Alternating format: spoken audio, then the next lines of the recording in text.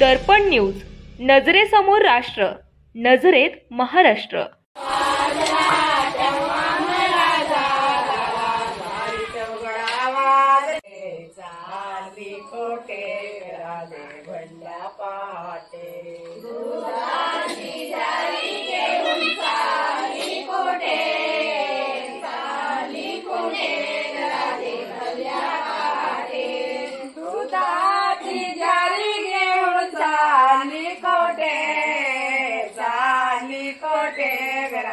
भल्ल्या पाटे दुधाची गाई घेऊन चाली कोठे राधे